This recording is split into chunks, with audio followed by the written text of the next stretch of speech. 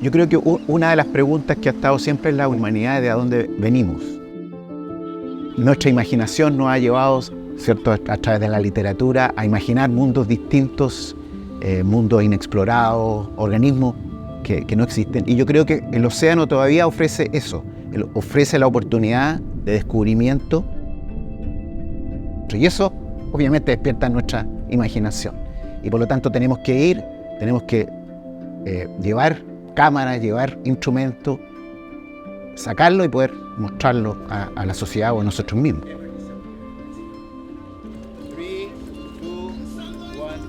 De joven me interesaban mucho los libros, sobre todo los de aventura, que tenían que ver con el mar.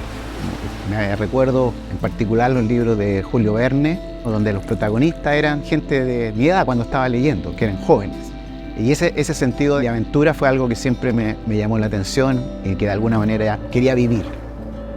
Si bien vengo de una ciudad que no tiene mar, mi familia pasaba vacaciones en el norte de Chile, en la playa, y por lo tanto, desde muy temprano, yo diría de los 15 años, ya sabía que lo que quería hacer en mi vida era algo relacionado con el mar. Después de hacer los estudios de posgrado en el extranjero, volví a Chile y había que decidir cómo hacer ciencia marina desde Chile. Colegas decidimos, bueno, ¿cuál es la próxima frontera? ¿Qué podemos estudiar desde Chile que todavía el mundo no esté estudiando o muy poco? Bueno, y teníamos la fosa de Atacama frente a nosotros.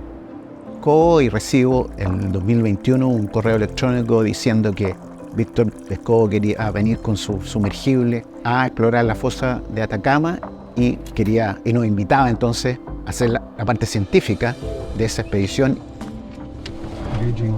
y en particular a poder descender con él. Eso fue algo inesperado. Yo leía lo que él estaba haciendo, pero nunca me imaginé que yo iba a tener la oportunidad de poder descender al lugar más profundo y de ser el primero ser humano en llegar al fondo de la fosa de Atacama. Efectivamente estamos viviendo en una época de exploración y descubrimiento en el océano. Eso va a continuar, esto no termina hoy día.